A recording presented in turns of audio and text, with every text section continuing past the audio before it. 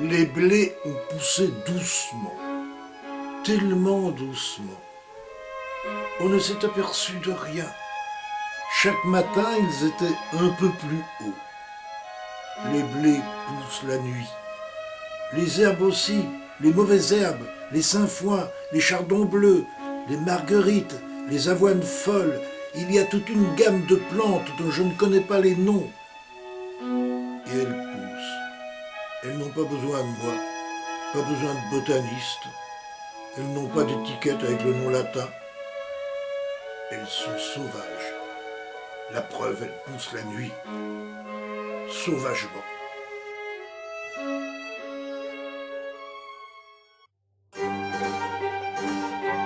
Mon père, c'est un chef d'État. Il discute d'égal à égal avec d'autres chefs qui sont les autorités des autres pays. Les autorités sont habillées en bleu, mais c'est pas le même bleu. Leur habit, on dit que c'est un uniforme. Les gendarmes, par exemple.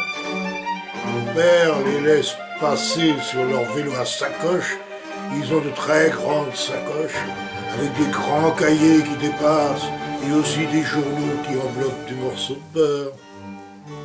Ils posent des questions à mon père, mais en réalité, ils ne voient pas que c'est mon père qui les interroge.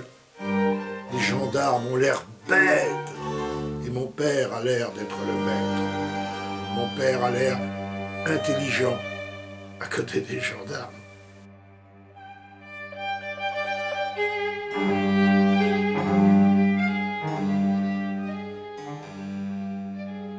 À la ferme, on écoute beaucoup la radio. Mon père écoute la politique extérieure, parce que la politique extérieure, c'est les boches et les communistes. Mon père n'aime pas trop les communistes, parce que s'ils viennent, ils vont lui prendre sa ferme. Mais en attendant, les communistes sont utiles. Ils tiennent bien les boches. Ils les ont coupées en deux. Comme ça, les boches sont bien feintées. Ils se tiennent tranquilles. Les communistes, c'est les Russes. C'est presque des animaux, mais ils sont utiles. Ils retiennent les boches, ils les maîtrisent. Finalement, mon père n'est pas vraiment contre les communistes, à condition qu'ils n'empiètent pas sur son pays à lui, qui est neutre et indépendant. Les Russes violent les femmes, mais c'est une habitude à eux, on ne peut pas leur en vouloir. Les Américains, il faut s'en méfier, ils n'ont aucune morale. Ils ne nous aiment pas vraiment. Ils mâchent du chewing-gum et ils divorcent sans arrêt. C'est pas un bon exemple. Les femmes américaines sont folles.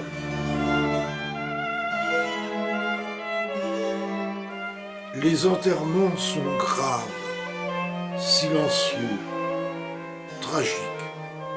Quand il s'agit de morts brutales ou de personnes jeunes. Ils sont débonnaires, presque joyeux, quand on enterre des personnes très âgées. Juste derrière le convoi, on garde encore le silence. Mais 10 mètres plus loin, on discute, on parle récolte, on prend des nouvelles des cousins. En queue de peloton, on parle haut et on rigole si besoin est. Ce n'est pas de l'irrespect, c'est que la mort d'un vieillard est naturelle et qu'on ne joue pas. La fin du convoi est composée de très lointains cousins ou de valentinois qui n'ont pas de lien de parenté avec le mort. Ils ont le droit de se comporter ainsi. C'est normal. Les conversations sont classiques. L'été, on constatera qu'il fait beau et chaud. On ira jusqu'aux détails précis, macabres. Dans des chaleurs comme ça, il ne fallait pas attendre. Sinon, ça sent. C'est presque du villon. Ou alors c'est insolite. Il paraît qu'il était léger comme une plume. À quoi on peut répondre décemment? Ah, c'est sûr qu'il ne mangeait pas beaucoup. Mais il avait 89 ans. On admire le mort. Plus souvent, pour se rassurer, c'est... Il avait l'air reposé. Et là, il faut conclure. Finalement, c'est mieux pour lui. plutôt que de traîner. Il manquerait plus que ça, que les morts traînent.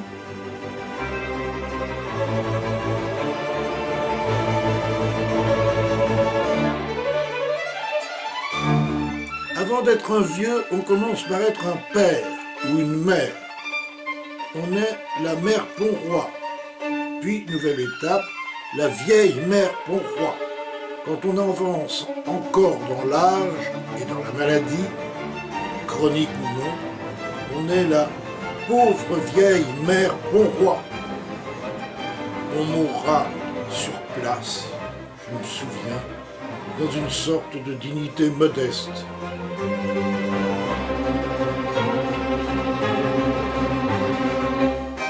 Les chiens sont nombreux et très estimés en général. Ils exercent des professions. Ils sont de chasse, de vache ou même de garde. Ce sont des métiers nobles et difficiles que les hommes ne sauraient exercer aussi bien qu'eux. On les connaît parfois individuellement parce qu'ils ont une forte personnalité. Le chien a Roger Robert n'est pas méchant. Le chien a. Il faut toujours marquer la possession par la préposition a. Le chien a Lionel, aboie, mais il ne mord pas. On peut l'approcher. Le chien du café Pont-Roi, à une certaine époque, est un bon chien sans méchanceté réelle. Simplement, il gronde. On ne garantit pas qu'il ne pourrait pas, à la rigueur, mordre un mollet. Mais comme ça, en passant, histoire de... C'est qu'il ne sent pas sa force avec les dents qu'il a. Le chien du Portal est un voyageur qu'on peut rencontrer loin de chez lui. Quand il est en voyage, on peut lui parler, il reconnaît. Alors que le chat à Maxime Denis, quand il est en voyage, lui, il ne reconnaît plus. Il n'y est pour personne.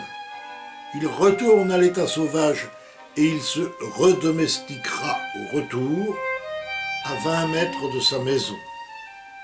Mon oncle, en rentrant pour leur repas de midi, annoncera soudain « Tiens, j'ai rencontré le chien du Portal, au Grand Marais. J'ai vu aussi le chat à Maxime. » Et c'est comme s'il avait rencontré les voisins. On a l'impression qu'ils se sont parlé, qu'ils ont évoqué ensemble le temps qu'il va faire, la qualité des récoltes, voire la santé de leur maître.